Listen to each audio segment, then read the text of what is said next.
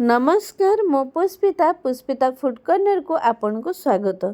बाड़ी फ्रेश पुदीना पत्र आउ ता संग को जुआणी पत्र थिबो। एही पत्र रे आमे ठंडा ठंडा शरबत बनेबा। एही शरबत रु गोटे ग्लास जदि आपण माने पी दउछंती ना ताहले दिन सारा आपन को भोक लागबनी कि शोष लागबनी। ए गरम पाग को ठंडा ठंडा एही पत्र मिशा घोल दही बनातु, बहुत स्वादिष्ट रहिबो। आउ घर को कुणिया आसुले एमती बनईकी इनस्टांट दे पारिबे। आपण माने मध्य बनईकी पी पारिबे। बहुत चटपटा स्वादिष्ट रहिबो। एही रेसिपीटी मु केभला बनाउजी भिडियोटी प्रथम शेष पर्यंत देखिया पई अनुरोध रहिला। नमस्कार मु पुष्पिता फूड कॉर्नर को आपन को स्वागत। चलतु तेबे डेरी न करी भिडियोटी स्टार्ट करबा। एठी देखंतु मु जो बाड़ी फ्रेश पुदीना पत्र आउ जुआणी पत्र आनिथिली ताकू मु एमिति पानी रे ताकू भल भाबरे धोईदेवी। देखंतु घसी घसी धोइबे ताकि इथरे जदि किछि धूली पोक थिबो से सब धोई हेई जिवो। एठी देखंतु गोटे प्लेट रे मु बाहर करी आनिछि। तो पुदीना पत्र पूरा ताजा अछि आउ एठी जुआणी पत्र मध्य ताजा अछि। एही सब पत्र को धोई कि मु गोटे प्लेट रे बाहर करी आनिछि। देखंतु एही सब पत्र पकेकी आमे घोल दही प्रस्तुत करिबा। तो ता पई मु एठी देखंतु 3टी लंका नेछि, कंचा लंका। आपण राग हिसाब रो लंका कम अधिका नै परिबे। आउ गोलमर्च किछि नेछि। तो राग हिसाब रे आपण माने गोलमर्च लंकार व्यवहार करिवे। आउ अदा गोटे इंच रो नेछि। एठी माने भाजी की जीरा को मु नेछि, बढ़िया बास्ना आसीबो। तो एही जीरा को एही मसला सब एइथरे आमे गोटे मसला प्रस्तुत करबा। एहा को रखिया साइड रे। एठी देखंतु गोटे बाउल ले 250 ग्राम पाखापाखी दही मु नेछि। रेसिपीटी जदि आपण मानकु भल लागथाय लाइक शेयर कर देबे। चैनल ले जदि नुआ थिबे सब्सक्राइब कर नेबे। फेसबुक पेज रे देखथले फॉलो तो निश्चित कर नेबे। देखंतु गोटे पत्थर छेचा रे आमे प्रथमे कोन करबा तार मसलाटी प्रस्तुत करबा दही पई।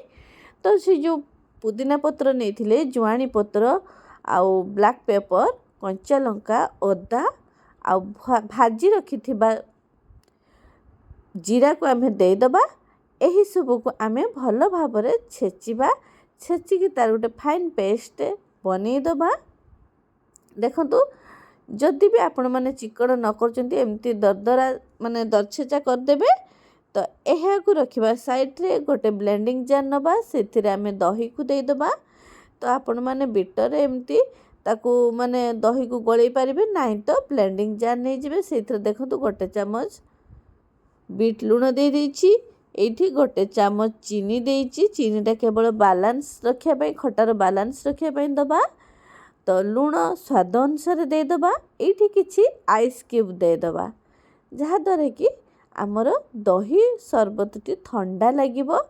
तो एठी प्रिपेयर करके रखिथिबा जो चटनीटा आमे ग्रीन चटनी बनै थिले, जो मसलाटा, तो सेइथरो 2 चम्मच आमे दे दबा, पानी दे दबा।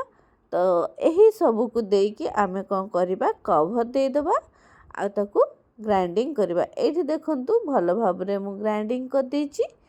ऊपर को पूरा फेण टाइप रो देखा जिवो, जेहेतु आमे आइस क्यूब देई कि आकू ग्राइंड करथिले बहुत ही ऊपर को फेण बाहरिबो। तो ये देखो 2टी ग्लास रे मु सर्व करके देखो। प्रथमे गोटे ग्लास 2टी ग्लास रे आम आइस क्यूब दे देले, आउ किछि मिंट लिव्स दे देले। देखंतु पुदीना पत्र दे दबा। आउ जो भाजी की रखी थिले जो जीरा को ताकू मु गुंड बने देथिले, तो सही जीरा गुंड को दे दबा। एही सब को दे साइला परे आमे जो दही पानीटा को दे दबा। देखंतु कि भला ऊपर को फेण फेण हेके बाहर जे बहुत बढ़िया बास्ना आसुची आ बहुत टेस्ट मध्य रहिबो। देखंतु ता ऊपर आमे कोन करबा, एठी जीरा गुंड अल्प किछि एमती छिंची दबा। एठी देखंतु एबे देखंतु मोर घोल दही प्रस्तुत हो जाइछि। एटा आपण माने एही खरा दिन रे ठंडा ठंडा एहा को पी पारिबे, बहुत टेस्ट रहिबो। घोल दही प्रस्तुत करिकि पी पारिबे। आउ रेसिपीटी जदि आपण मानकु भल लागुथाय घरे निश्चित ट्राए करंतु। आ फैमिली फ्रेंड मानक सहित शेयर करंतु।